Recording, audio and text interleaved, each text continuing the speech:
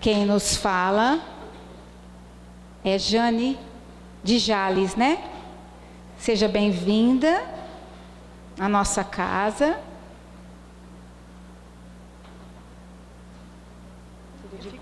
Pode ficar?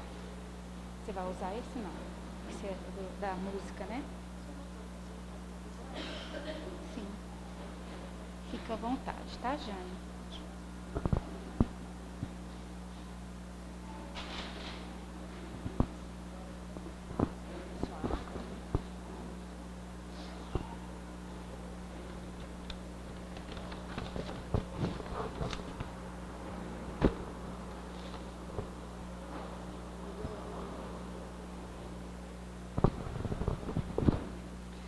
Boa noite a todos.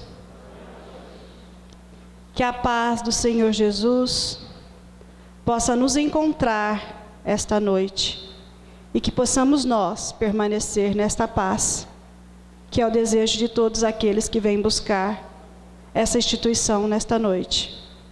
Que todos nós ansiamos demais ter a mente tranquila, ter o coração apaziguado e recuperar de uma vez por toda as energias que nos faltam para continuar dando conta da nossa administração, dando conta da nossa vida. Porque todos nós chegamos no momento onde pode ser que as forças venham nos faltar e pode ser que tenhamos necessidade de uma ajuda especial. Então buscamos a casa espírita a fim de aurir energias, buscar reflexões para imprimir novos rumos na nossa existência. E hoje nós vamos falar de rumos, de caminhos, de oportunidades que a vida nos concede para que nós possamos realmente adquirir novos valores. É a primeira vez que venho a esta instituição, na cidade de São José do Rio Preto, e queria já de antemão registrar a minha gratidão, meu carinho, a todos aqueles que deixaram seu lar para estar aqui, a todos aqueles que se esforçam para se iluminar, para tentar realmente adquirir luzes para esse amanhecer de uma nova era que está surgindo. E quando falamos de caminho, eu gosto sempre de lembrar de Paulo de Tarso. Paulo de Tarso é o campeão do Evangelho. Paulo de Tarso, antes de Paulo de Tarso, era Saulo de Tarso.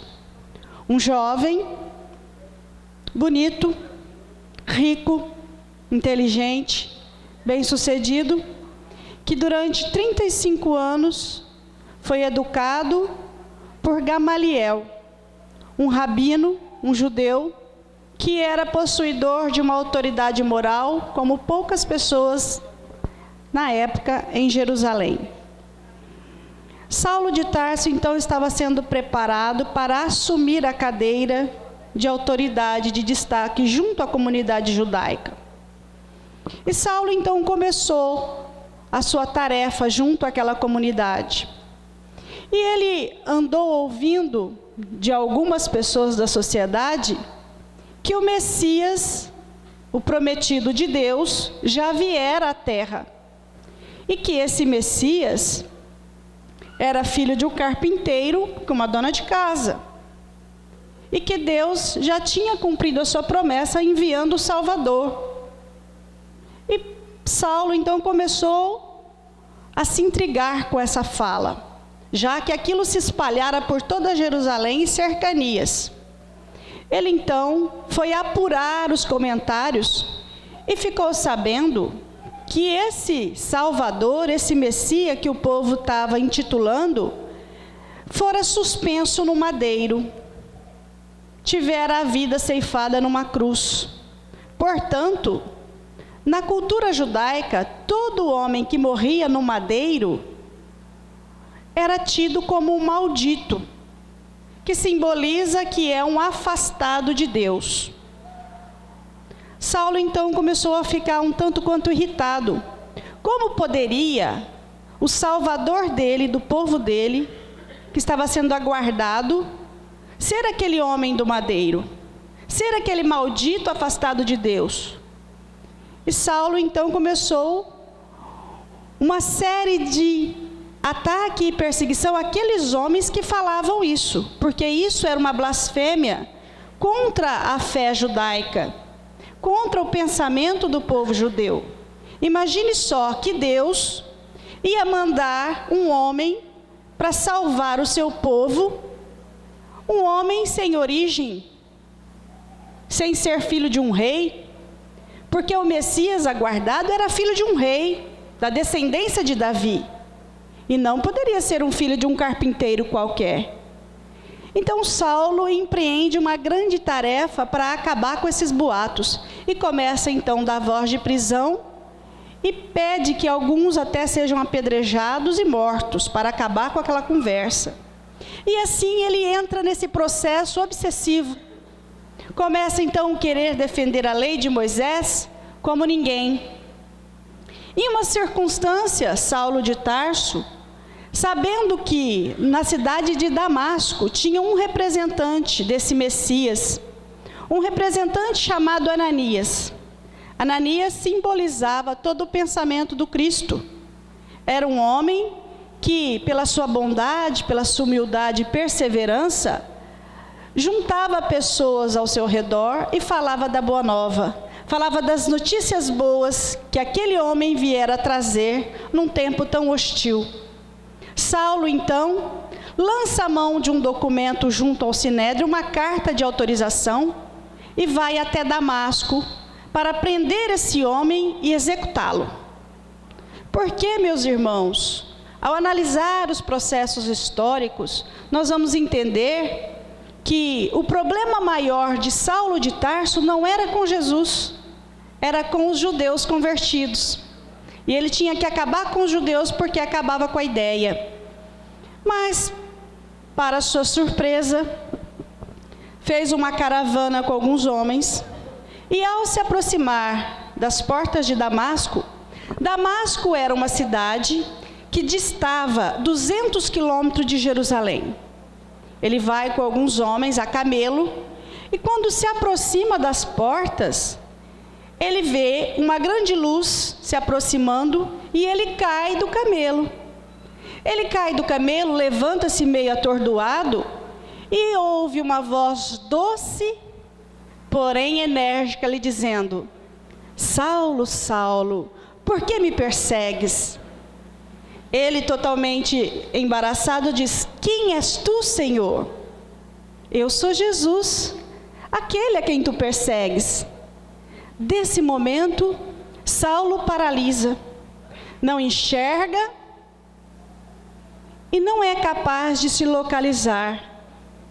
A voz então continua dizendo: levanta-te e vai até a cidade mais próxima, e lá te direi o que fazer. O Novo Testamento, ao anotar essa passagem, não dilatou o que aconteceu, um outro diálogo que Saulo tinha tido com Jesus.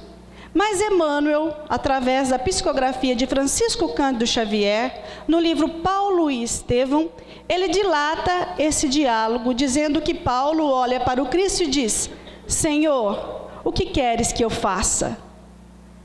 Nasce daí então o convertido de Damasco, Paulo de Tarso, que depois da conversão ele adota esse nome, Paulo de Tarso, porque Paulo, na cultura judaica, significa o menor de todos, o pequenino servidor. Então, Paulo de Tarso é convertido pelo próprio Cristo. Mas vejam vocês que Jesus, ele possui estratégias que nunca falham. Jesus poderia ter adotado uma estratégia um pouco mais fácil, de deixar a cargo dos seus discípulos a conversão de Paulo. Os discípulos iam envolver ele na tarefa e logo ele se converteria. Mas conhecendo como ninguém a personalidade de Paulo de Tarso, porque Paulo era um homem do intelecto, Paulo agia com a razão, com o raciocínio, e o nosso intelecto não se rende à emoção se não formos convertidos. Então Jesus, sabendo que Paulo era um homem realmente do intelecto, vem ele mesmo executar a tarefa. E ao chamado do Cristo, o homem queda-se ao chamado do amor. E Paulo agora é convertido então. É o homem convertido querendo converter o mundo. Por isso das suas inúmeras viagens, do seu trabalho gigantesco. Por isso que ele leva o nome do campeão do Evangelho. Veja que Paulo, ele andou caminhos que Jesus não foi. Paulo fundou igrejas, comunidades, onde sequer Jesus pisou. Mas Paulo estava lá, destemido, com coragem de dar conta da sua missão. Mas aí, lembrando da estratégia do Cristo, podemos pensar também em André Luiz. Quando vamos ler Nosso Lar, e ao estudar Nosso Lar, vamos perceber que a estratégia para resgatar André Luiz das regiões de sofrimento também foi uma estratégia amorosa, misericordiosa, porque André Luiz também era um homem do intelecto, era um médico, possuidor de cultura, de conceitos, de posicionamentos, de preconceitos. Clarencio, então, o ministro, ele vai às regiões inferiores socorrer André Luiz, depois de um longo período naquela região. Clarencio vem, dá os primeiros socorros, leva André Luiz para o Nosso Lar, onde ele vai passar pelo tratamento. E André Luiz não se conforma, porque os espíritos que estavam no umbral, junto com ele, acusavam-no de suicida. E ele chega a alegar que não, que ele lutou com a vida até o último instante. Ele buscou viver até o último instante. Clarencio, então, conhecendo o homem do intelecto, destaca no mundo espiritual um médico também, chamado Henrique de Luna. E o doutor Henrique de Luna vem e diz para ele: realmente tu foste um suicida na terra. Pela sua má alimentação, pelos vícios, pelos seus desequilíbrios sexuais, você danificou o seu corpo físico, fazendo com que voltasse muito mais cedo para a pátria espiritual. Então, de intelecto para intelecto, há realmente uma concordância, não muito diferente de nós, porque quando nós começamos a adquirir cultura, conseguimos melhorar o nosso intelecto, nós passamos a enxergar as pessoas por um outro ângulo. E nós quase nunca vamos admitir que uma pessoa que nós julgamos estar inferior a nós possa ser capaz de nos dar algum conselho ou alguma orientação. Porque nós queremos sempre alguém acima de nós. Lê do engano nosso. Grande vaidade e presunção. Achar que as pessoas se medem pelo nível intelectual. E não é isso. As pessoas, muitas vezes, simples, são muito mais sábias do que muita gente intelectualizada. Então, o Cristo, ele tem esse cuidado para o nosso chamamento. Então, hoje, nós vamos refletir em Damasco como sendo o símbolo realmente de conversão, que é a conversão para o amor do Cristo. Damasco vai simbolizar conversão, e eu gostaria que vocês guardassem na mente essa palavra, conversão. Mas a nossa conversão pode se dar através de uma doença. Muitas vezes nós somos visitados por um câncer, e a partir dessa visita inesperada, nós vamos modificar todo o rumo da nossa existência. Nós vamos passar a dar valor nas coisas simples, na presença das pessoas que amamos. Muitas vezes vamos treinar o nosso perdão, buscando aquele que nós ofendemos, nos aproximando daqueles que distanciamos. Então, a nossa conversão, meus amigos, pode ser uma doença, que com certeza vai nos levar à morte. Mas a nossa conversão também pode se dar depois de um tempo de um relacionamento complicado, de descobrirmos que aquela criatura que divide a vida conosco não é o nosso príncipe, não é a nossa princesa, e começamos um sofrimento atroz, e vamos com paciência nos convertendo à paciência, à tolerância, e treinando outros valores que a nossa alma precisa. Ou a nossa conversão pode se dar a partir do momento que temos um encontro com a divindade. Quantos na nossa história, depois de uma experiência mística, não se converteram? Quantos aqueles que nos precederam, depois de um momento de dificuldade, ou de realmente um encontro, teve a sua vida alterada e buscou realmente essa conversão? Mas os amigos aqui do semeador vão dizer assim: mas eu acho essa conversão para o amor muito difícil. Não dá para ser de outra maneira. Não dá para levar a nossa vida para um outro caminho sem ser pela conversão. Porque converter-se é tarefa para gigante. Tem alguma coisa mais fácil? Não tem um 0800 na vida que a gente pode tomar esse caminho? Então vos darei outro roteiro. Poderemos então descer no caminho de Jericó. Jericó era uma cidade que distava 27 quilômetros de Jerusalém. Jericó é famosa na história porque foi em Jericó que Jesus parou e contou a parábola do bom samaritano. Então Jericó é o símbolo de solidariedade humana. Porque em Jericó, ao seguir rumo a Jerusalém e passando por essa aldeia, Jesus tem um dos gestos mais solidários que nós vamos encontrar em todo o relato do Novo Testamento. Jesus já tinha anunciado aos seus discípulos pela terceira vez que ele iria morrer em Jerusalém.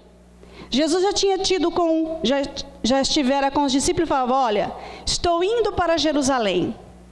E lá, eles vão me colocar na cruz. E os discípulos muitas vezes: não, Senhor, imagine, isso não vai acontecer, porque se preciso for, eu darei a minha vida. Mas Jesus compreendia a fragilidade humana. Ele segue para Jerusalém, mas antes de chegar a Jerusalém, é preciso passar em Jericó. E ele para então, não se preocupa com o que lhe aguarda, com o seu testemunho.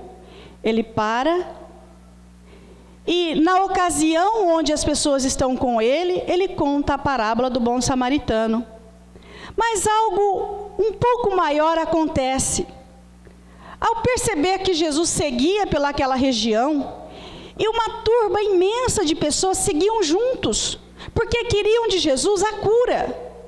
Queria de Jesus um milagre que pudesse libertá-los da dor, do sofrimento, da angústia, da lepra. E ele escuta então uma voz frágil lhe dizendo: Senhor, filho de Davi, tem misericórdia de mim. E a multidão tenta abafar, porque era um cego que gritava. E novamente ele escuta a voz: Senhor, filho de Davi, tem misericórdia de mim. Ele para diante da multidão, vai até o cego e pergunta: o que quereis que eu faça? Que eu veja, Senhor. E no mesmo instante, aquele homem começou a enxergar.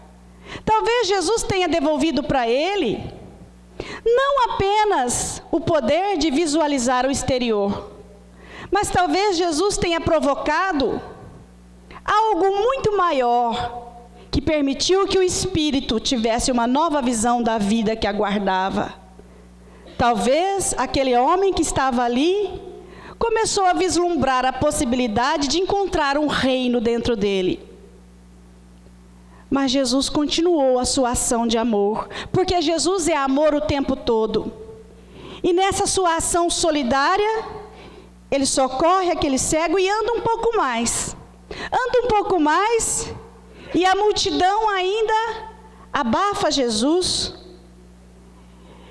E ele estaca um determinado momento, olha para cima e diz: Zaqueu, desce daí, porque é necessário que eu vá à sua casa hoje. É o encontro com Zaqueu. Zaqueu era um publicano, um homem infeliz, rico, muito rico, porém miserável de amor. Não tinha amigos, era tolerado pelos seus, mas não tinha amigos. Zaqueu é o símbolo de inferioridade moral. Veja que quando Jesus para e fala Zaqueu, ninguém tinha apresentado ainda Jesus para Zaqueu. E nem tinha comentado com Jesus: Jesus, aqui em Jericó mora um tal de Zaqueu, um cobrador de impostos, e ele vai estar por aí na multidão. Ninguém. Mas Jesus para e diz: Zaqueu, desce daí. Na verdade, Jesus estava fazendo uma brincadeira com Zaqueu. Porque a palavra Jesus, em hebraico, significa Yeshua. Yeshua simboliza salvação. Então, Jesus está fazendo um trocadilho, dizendo assim: Zaqueu, desce, porque a salvação vai entrar na sua casa hoje, eu vou jantar contigo. E assim, então, Zaqueu é resgatado por Jesus. Aquele homem realmente entende o que é ser solidário. E depois do jantar, numa conversa com o mestre, ele fala: Senhor, se eu lesei alguém, se eu cobrei mais, eu vou restituir. Se eu prejudiquei alguém, eu vou dar até 4 vezes. Mas hoje o Senhor me libertou. Libertou de toda a minha culpa, de toda a minha mesquinhez, de toda a minha pequenez. Naquele momento, então, Zaqueu é libertado.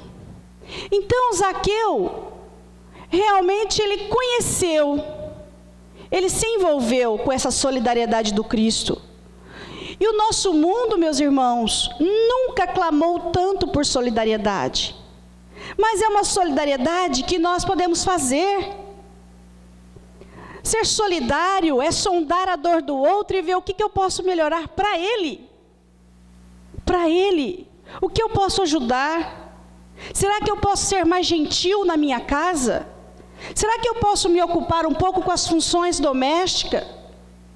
Será que eu posso aliviar o fardo da esposa, que trabalha de manhã, de tarde, chega em casa e ainda dobra o seu horário de trabalho, vendo tudo que precisa, vendo a despensa, vendo tarefa, dando conta de tudo aquilo?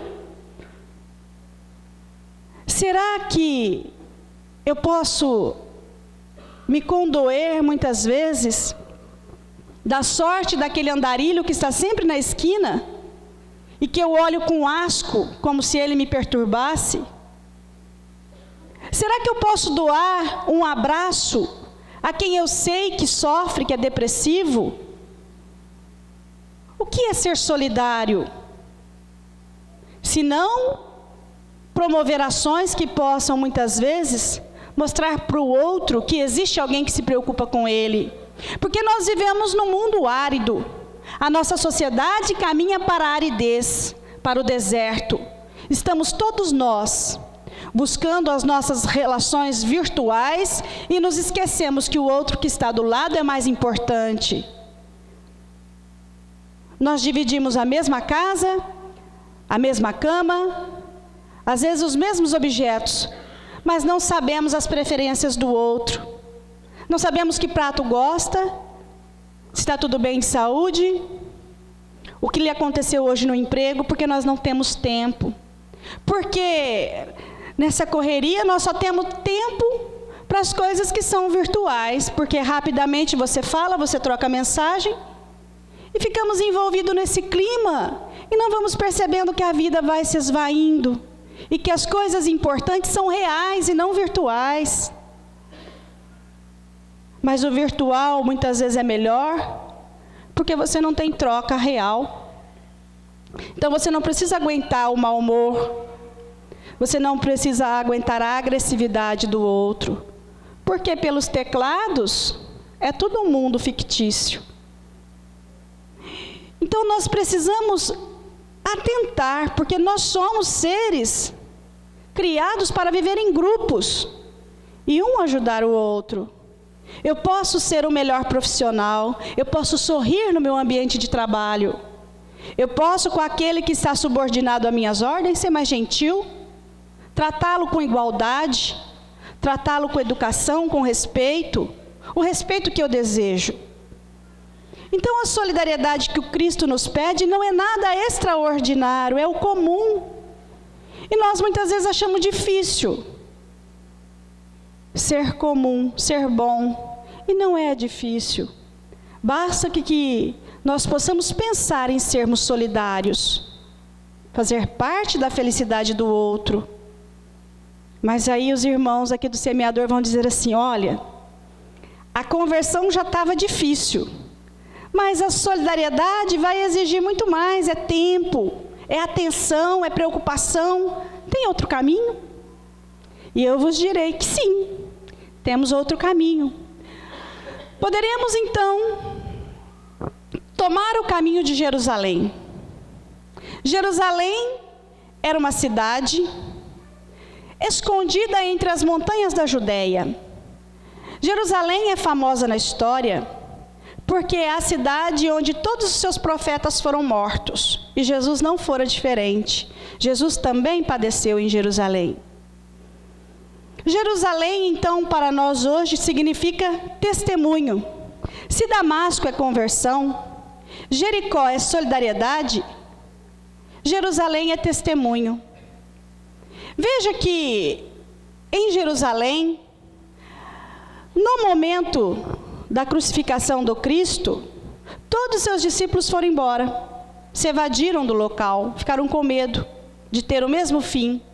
Ficou apenas João, o evangelista, que era um menino. João contava com 13 a 16 anos, um menino. Ficou aos pés da cruz, junto com Maria, a mãe de Jesus, e algumas das mulheres que foram beneficiadas pelo Mestre. Mas Jesus está ali só. Entre os seus, Jesus está só. O símbolo maior desse momento da crucificação é dizendo que, na hora do seu testemunho, é você sozinho. Porque as pessoas que te amam, que dividem a vida com você, elas podem estar ao seu lado, dizendo: vamos, eu te ajudo, vai passar. Mas a dor é sua. A dor não dá para transferir para o outro. A mãe pode até querer tomar as dores do filho, mas ela não consegue. Porque o que ele tem que passar é dele.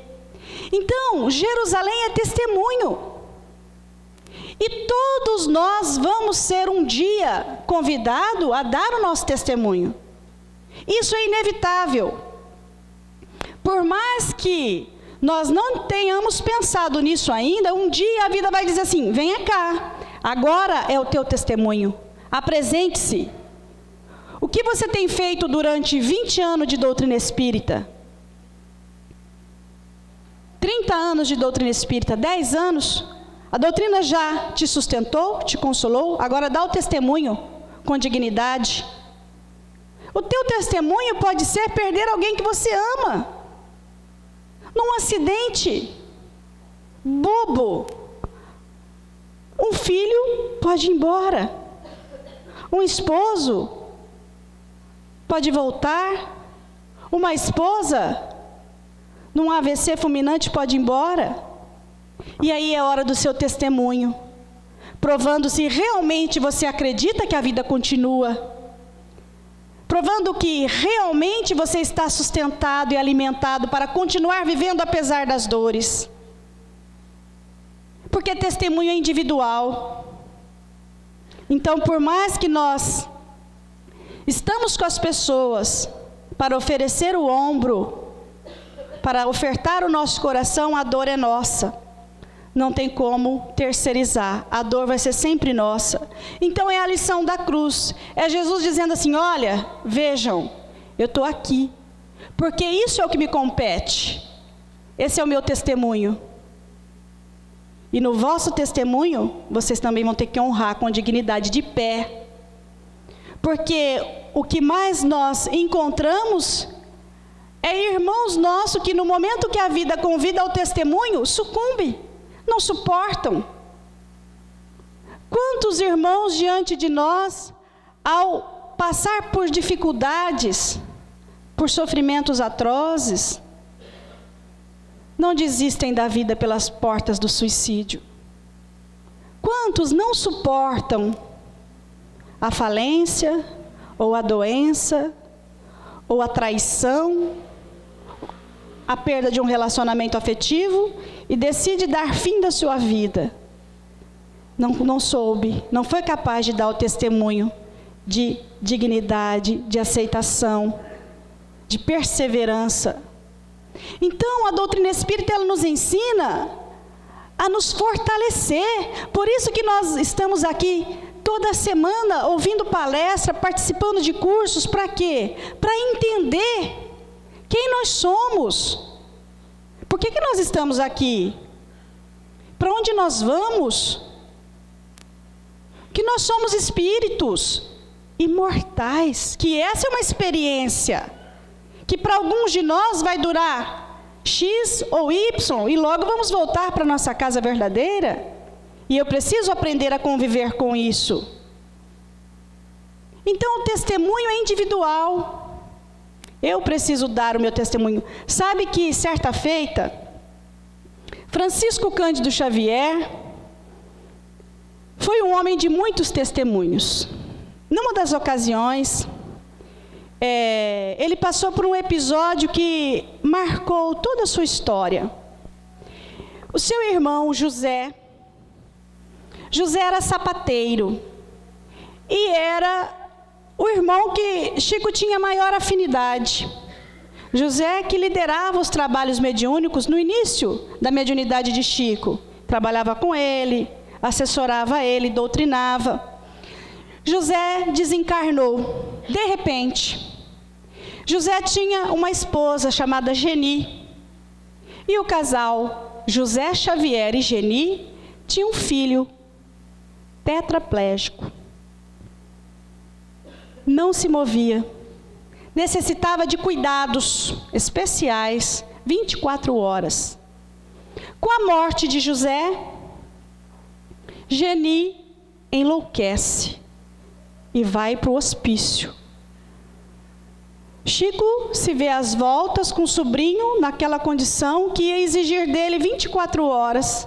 Tinha que se revezar, trabalhar e cuidar do sobrinho e dar conta da mediunidade. E um dia Chico não aguentou. Sentou na beira da calçada, pôs-se a chorar desesperadamente. Chorava feito uma criança porque era testemunho demais para ele. E naquele ápice de sofrimento, Emmanuel se aproxima e diz: "Que foi, Chico? Por que esse choro?" E ele então olha para Emmanuel e diz: "Mas o senhor não está vendo? Não está vendo que a minha cunhada está internada no hospício?" E aí Emmanuel olha para ele com piedade e diz: "Chico, no hospício há centenas de irmãs internadas, e eu nunca vi você chorar por nenhuma delas. Por acaso a dor Xavier é maior do que a dor daqueles outros que estão lá? Levante-se e dá conta da tua tarefa. Vai cuidar do seu sobrinho que ele precisa." Chico enxugou as lágrimas. "Sim, senhor." Levantou e foi dar o testemunho. Foi cuidar com amor, com desvelo, porque o menino ia durar pouco tempo. Mas foi. Então o nosso testemunho é nosso. É nosso. Às vezes você está com tanto problema, e você olha ao seu redor e não tem com quem dividir. Não tem com quem falar, pega para você e leva, não tem. E aí você tem que entender, é seu, não dá para passar para o outro. Então aprenda a viver com isso. Se preciso for, procura um psicólogo, procura um psiquiatra. Os médicos são de Deus. Nós temos que parar com essa ignorância de achar que quem vai psiquiatra e psicólogo é louco. Saudável é alguém que sabe que sozinho não está dando conta. E o psicólogo sabe te ajudar. Ele sabe técnicas que te ensinam a entender por quê. Ah, então é isso, entendi, vou sair disso. Então, isso é saudável, procure. Se não está dando conta, se ainda está doendo demais, procure alguém, um profissional que vai te ajudar. Então, meus irmãos, testemunho também é muito difícil, porque requer de nós um movimento muito grande de aceitação, de sabedoria e de perseverança. E então os irmãos aqui dirão assim: nossa, mas se a conversão para o amor eu achei difícil, se ser solidário também achei um caminho muito complicado, testemunho então eu vos darei o quarto e último caminho, o caminho de Emaús. No caminho de Emaús, Lucas, o evangelista, o terceiro evangelista, ele vai narrar um fato que nos intriga, porque ao narrar esse episódio, Lucas ele consegue dar alguns detalhes. E ele começa a narrativa dizendo assim, que 2 discípulos iam caminhando para a aldeia chamada Emaús. Emaús distava 11 quilômetros de Jerusalém. Emaús vai simbolizar para nós hoje local de consolo. Então eu já dei 4 caminhos: conversão, solidariedade, quem lembra o outro? Testemunho e consolo. Muito bem. Então, Lucas, eu gosto de ler que vocês não perdem as riquezas. Começa dizendo assim: e eis que no mesmo dia iam 2 deles para uma aldeia que distava de Jerusalém 60 estádios, cujo nome era Emaús. E iam falando entre si de tudo aquilo que havia sucedido. E aconteceu que, indo eles falando entre si, fazendo perguntas um ao outro, o mesmo Jesus se aproximou e ia com eles. Mas os olhos deles estavam como que fechados, para que não o conhecessem. E ele lhes diz: que palavras são essas que caminhando trocais entre vós? E por que estáis tão tristes? E respondendo um, cujo nome era Cleopas, disse: és tu só peregrina em Jerusalém? E não sabe as coisas que nela têm sucedido nesses dias? E ele lhes perguntou: quais? E eles lhe disseram: as que dizem respeito a Jesus Nazareno, que foi homem profeta, poderoso em obras e palavras diante de Deus e de todo o povo. E como os principais dos sacerdotes e os nossos príncipes o entregaram à condenação de morte e o crucificaram. E nós esperávamos que fosse ele o que remisse Israel. Mas agora, sobre tudo isso, é já hoje o 3º dia desde que essas coisas aconteceram. É verdade que também algumas mulheres dentre nós nos maravilhavam, as quais de madrugada foram ao sepulcro, e não achando o seu corpo voltaram dizendo que também tinha visto uma visão de anjos, que dizem que ele vive.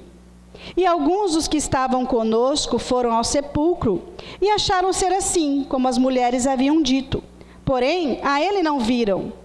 E ele lhes disse: ó nécios e tardos de coração, para crer tudo o que os profetas disseram. Porventura, não convinha que o Cristo padecesse essas coisas e entrasse na sua glória? E começando por Moisés e por todos os profetas, explicava o que dele se achava em todas as Escrituras.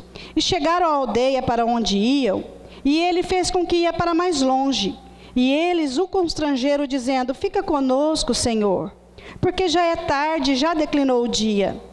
E entrou para ficar com eles.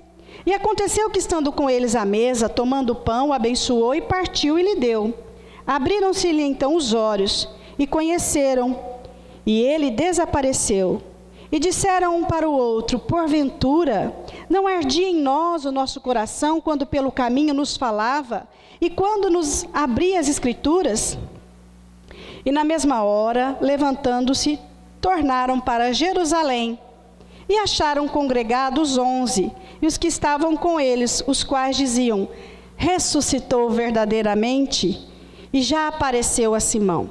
Então essa é a passagem, que é o caminho que eu vos lhe indico nessa noite. Pelos meus estudos, a prisão de Jesus se deu na quinta-feira à noite. Na cultura judaica, o dia começa às 6 horas da tarde, o nosso é meia-noite. Então, depois das 6 horas da tarde, Jesus estava no monte orando com os seus discípulos, e uma legião de soldados com alguns fariseus prenderam Jesus. Naquele momento, todos saíram correndo. Todos os discípulos fugiram. Jesus estende a mão mansamente, o soldado prende e leva ele. Durante a madrugada toda, Jesus sofreu um flagelo. Conta Augusto Bournier que durante toda a madrugada, os soldados se revezavam para que Jesus não dormisse. E ele fora surrado a noite toda com um saco de areia, porque a areia não quebraria os ossos, mas prejudicaria todos os órgãos internos. Jesus então sofreu esse flagelo. Na manhã seguinte, ele é mandado, na sexta-feira, mandado para Herodes, volta, vai Pilatos, volta. Até que chega o momento da crucificação. Por volta, no finalzinho da tarde, quando Jesus pende a cabeça no madeiro sem vida, José de Arimateia, um amigo que Jesus fizera, se preocupou, porque depois das 6 horas da sexta-feira, entrava o sábado. E o sábado, naquele período de Páscoa, era o sábado da preparação. Sábado da preparação não se faz nada na cultura judaica. Não trabalha, não se faz nada, é um sábado sagrado. Tem que ficar puro para a festa da Páscoa, que é no domingo, que não tem nada com a nossa Páscoa. É a Páscoa do judeu. Então, esses fatos, depois da crucificação, há um silêncio absoluto no Novo Testamento. Não se sabe o que aconteceu no sábado. Não se tem notícia dos evangelistas, não se tem notícia de Maria, não se tem notícia de Jesus. Muito tempo depois, um credo católico, chamado Crê em Deus Pai, vai revelar o que Jesus fizera no sábado. Mas quem vai confirmar essa informação é o espírito Humberto de Campos, através da psicografia de Francisco Cândido Xavier, quando diz assim: logo depois da cruz, Jesus desce às regiões inferiores a fim de socorrer o seu amigo Judas, que tinha se suicidado. A dor e o desespero de Judas foi tão grande que ele não suportou conviver com o ato de traição. Ele se enforca. E Jesus, despendendo-se do madeiro, não se preocupa com ele, porque o amor não se preocupa consigo. O solidário se preocupa com o outro. Jesus vai socorrê-lo. E o credo da Igreja Católica diz assim: no segundo dia desceu à mansão dos mortos. E Humberto de Campos fala: o que ele foi fazer lá? Socorrer ao amigo. Então, nesse momento que acontece tudo isso, Jesus vai, socorre Judas, e no terceiro dia então, amanhecendo o terceiro dia, Maria Madalena, desesperada, vai no túmulo, para fazer os rituais que não tinha feito, passar óleo, ungir Jesus. E ela chega lá, vê o túmulo aberto, e imagina que tem um homem ali que seja jardineiro. Só que João evangelista, no evangelho, vai falar que é Jesus. Só que Lucas não falou que é Jesus. Quem vai falar é João. Então, ela vai tocar no jardineiro e fala assim: onde colocar o corpo do meu mestre? Se vocês levaram, fala para mim, que eu quero buscar, que eu quero passar óleo. Eu quero cuidar daquele corpo. E ele então diz assim: mulher, não me toques, porque eu ainda não fui ao Pai. É João que vai falar para nós. E eu fico imaginando o cuidado de Jesus com Maria Madalena. Porque quem vai falar desse corpo espiritual que vai confirmar isso depois da tese de Paulo de Tarso. Paulo de Tarso vai falar que existe sim um corpo espiritual. Mas é Allan Kardec, no livro dos Médiuns, em 1860 depois, que vai falar que nós temos um corpo espiritual. Que vai falar que esse corpo é fluídico. Então Jesus, sabendo de tudo isso, ele cuida para que ela não toque, porque ela ia transpassar a mão. E ela poderia dizer assim para os discípulos: Jesus virou um fantasma. E não era essa a notícia que precisava ser divulgada.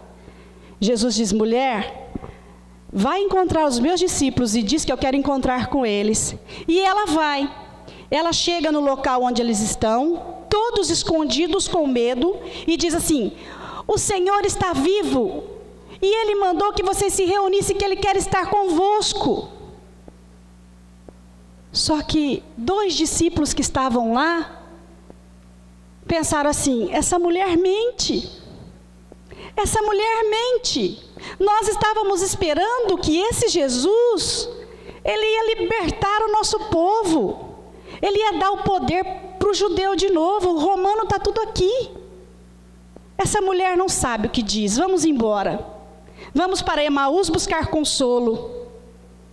E eles foram embora, constrangidos. Eles estão com a cabeça baixa porque estão envergonhados. Estão em estado de choque. É esse o estado psicológico dos discípulos. Estão em estado de choque. Então Jesus se aproxima e caminha com eles, dizendo assim: que palavras são essas que vocês estão trocando entre vós? E eles perguntam assim, sem olhar: você é peregrino aqui em Jerusalém? Não sabe das coisas que aconteceu com o profeta poderoso? Não sabe que ele prometeu que ia libertar o nosso povo, mas já é o 3º dia, ele não fez nada, por isso nós estamos indo embora. Consolar em outro lugar. E aí Jesus vai explicar tudo que está ele fala assim: mas vocês são insensatos. Não estava lá nas escrituras que eu ia passar por isso, por isso, por isso? Estava lá. Por que vocês não acreditaram? Que insensatez é essa? E eu volto para a atualidade. Que insensatez é essa que nós estamos vivendo agora? De achar que os problemas da nossa vida são demais, que nós não estamos dando conta. Nós somos espíritos.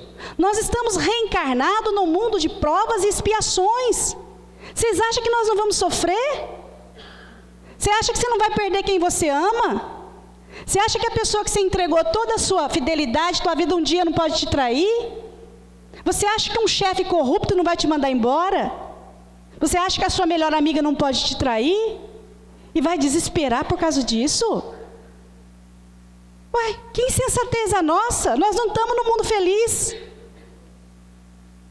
É como se Jesus estivesse caminhando conosco o tempo todo e nós assim, resmungando por causa do sofrimento. Mas a vida não é só sofrimento. Eu não vim trazer notícia desagradável. A vida também é alegria. A vida é luta, é amor, é perseverança, é trabalho, é vontade de ser melhor, é motivação para ser bom, para ser aquela pessoa gostosa da gente estar perto. Sabe, pessoa gostosa, sem barreira, sem trava, eu quero estar perto. A vida é para isso. Mas Jesus admoesta eles falando assim: mas estava escrito que eu ia passar. E vocês estão estranhando por quê? Que palavras são essas que trocais entre vós? E eles ficam indignados porque aqui é Jesus forçando eles falarem. Porque aqui é o Jesus terapeuta. É o Jesus falando assim: fala. Por que você está triste? E eu faço essa pergunta para você. Fala o que dói. Fala para o outro por que você magoou com ele. Por que você está ressentido tanto tempo e não botou para fora? É Jesus o terapeuta deles, falando: expressa teus sentimentos, senão você vai adoecer. De tanto você calar, de tanto você guardar, você vai morrer. Porque nós vamos sucumbindo à dor, de tanto a gente ser humilhado, massacrado, desprezado, e não ter coragem de falar para o outro, nós vamos diminuindo por dentro. E aí vem uma visitante chamada depressão, porque nos impede de ter a alegria de viver, a gente não quer sair de dentro. Porque foi tanta coisa acumulada ao longo dos anos que hoje a gente não tem vontade de reagir. A gente fica com preguiça de reagir. Então Jesus fala assim, fala por que vocês estão caminhando triste assim? E aí eu digo para você, mãe, esposa, marido, esposo, fala para o outro o que você não gostou. Fala para o outro por que você emburrou. Por que você ficou mais tempo no bar ontem? Por que você não quis voltar para casa? Por que você mentiu? Por que você adulterou o teu caráter? Por quê? O que te machucou esse tempo todo que você não teve coragem de botar para fora? Fala, porque assim o outro vai poder pensar no que ele pode fazer para mudar.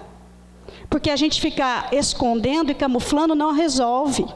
Nós vamos viver assim 10, 20, 30 anos, até um ponto de ou uma doença acabar com a gente, de tanta mágoa, ou da gente desistir da vida. Então é Jesus o terapeuta falando assim, que palavras são essas? E hoje, meus irmãos, se você procurar um bom psicólogo, ele não tem vaga. Ele está com a agenda cheia. Sabe por quê? Porque nós precisamos pagar para alguém nos ouvir. A gente paga o que for para ter 50 minutos de um ouvido para falar da minha dor. Mas esse ouvido é diferente. Sabe por quê que esse ouvido é diferente? Porque esse ouvido não te julga, não te condena. Ele te escuta e te orienta. É o que nós queremos do outro que está com a gente. Compreensão. Olha, você me magoou ontem porque você me distratou na frente dos teus parentes. Eu me senti tão humilhada. E o outro precisa compreender. Porque nós precisamos ter paciência para não dizer assim para o outro. Você de novo com esse mesmo assunto? Nossa, não esqueceu isso? Lá vem você de novo com essa ladainha, não aguento mais. Discutir sim a relação, com paciência. Falar para o outro, olha, se você fizesse assim, eu ia ser mais feliz. Se você pudesse colaborar comigo nesse sentido, eu ia me sentir mais seguro ao seu lado. Mas a gente não fala. A gente está caminhando e não fala. Mas eles falaram para Jesus. Eles falaram para Jesus e Jesus fez menção de seguir adiante. Aí eles disseram assim, Senhor, durante essa conversa, o Senhor nos confortou tanto, fica conosco. Veja que eles não perceberam que era Jesus. Eles dizem assim, o dia já declinou, fica conosco. Jesus ficou, entrou na hospedagem, repartiu o pão. Veja que para eles acreditarem ser consolado, Jesus precisou de materializar-se. Materializar-se. E aí, a hora que Jesus dá o pão, eles abrem os olhos. Aí eles acreditam, mas era Ele que estava conosco. E aí Jesus desaparece, para aparecer lá no cenáculo depois. Então, eles foram consolados por Jesus. E é esse Jesus que está caminhando com a gente. E nós estamos nesse estado de choque, achando que nós não vamos dar em lugar nenhum. Mas está conosco. E é isso que nós temos que entender. Ele não vai materializar de novo. Nós que temos que atingir essa sensibilidade de perceber que Ele está aqui, que Ele anda comigo, que quando eu caio eu falo, Senhor, ajuda, vai. Ele ajuda. Entende? Então, meus irmãos, esse caminho de Emaús é o consolo, e nós todos estamos consolados pela doutrina espírita. Então, se você achou muito difícil todos os caminhos, os discípulos agora têm que fazer o caminho contrário. Veja o que eles fazem. Eles foram consolados por Jesus. E aí eles vão voltar para Jerusalém, para dar o testemunho da vida, sendo solidários e se convertendo ao amor. É o caminho contrário. Depois que a doutrina espírita nos consola, é hora de nós darmos o testemunho, dizendo para todos, a vida vale a pena. Vale a pena investir, vale a pena ser solidário, vale a pena permitir que esse amor nos converta, vale a pena ser cada dia melhor e ter paz. Só que a mensagem profunda dessa passagem talvez nós não tenhamos refletido, que é Jesus falando nas entrelinhas: a morte não existe, eu estou aqui. É Jesus anunciando a imortalidade da alma, que os espíritos, que são as vozes do céu, vêm dizer para nós: nós estamos vivos. Então é Jesus apresentando a imortalidade da alma. A partir de agora, então, os discípulos teriam essa tarefa de falar: olha, esse filho que você perdeu, a sua mãezinha que foi embora, continua viva. Viva com dignidade, viva com sabedoria, viva doando-se ao teu próximo com entendimento, porque a vida continua. Mas nós temos que entender que nós precisamos começar a pedir com sabedoria, pedir para Deus muita força, para continuar nessa estrada que nós estamos seguindo, do consolo, do nosso testemunho, da nossa solidariedade, da nossa conversão. E um dia, um velho matuto, elevando seus olhos para o céu, ele diz assim: ó Deus, nós está sempre pedindo as coisas para o Senhor. Nós pede dinheiro, nós pede trabalho, nós pede para chover, e se chove demais, nós pede para parar, modo da colheita não afetar. Nós pede amor, nós pede para casar, pede casa para morar, nós pede saúde, nós pede proteção, nós pede paz, nós pede para deslindar os nó quando as coisas complicam, modo da vida correr melhor. Quando as coisas acertam, nós reza pedindo tudo o que nos farta. É uma petição sem fim. E se as coisas complicam mais ainda, nós vai no pé da igreja, no pé do santo, faz um monte de rezaria e pede para o nosso santo de devoção. E lá nós deixamos sempre os merréis. E lá no cofre da frente, coloca mais um tostão. Mas hoje, meu Senhor, bateu uma coisa esquisita e eu me pus a matutar. Nós pede, e nunca pergunta como é que o Senhor está. Se está triste ou contente, se precisa de alguma coisa que a gente possa ajudar. E por esse esquecimento, o Senhor há de nos desculpar. Ó Deus, nós sempre pensamos que o Senhor não precisa de nada, mas talvez não seja assim. Talvez o Senhor precisa de mim sim, precisa da minha alegria, precisa da minha bondade, precisa da minha caridade no trato com meus irmãos. Nós somos seu espelho, nós somos sua criação. Nós não podemos fazer feio, nem ficar fazendo rodeio, nem desapontar o Senhor, nem amargar o seu sonho, que foi um sonho de amor, quando essa terra todinha criou. Ó Deus, eu prometo, vou rezar de outro jeito, vou parar com essa petição, de trocar milagre por tostão. Talvez eu até peça uma graça, mas antes vou ver direitinho o que eu andei fazendo de bom. E se nada de bom encontrar, muito vou me envergonhar. E vou pedir outra reencarnação. Muita paz a todos.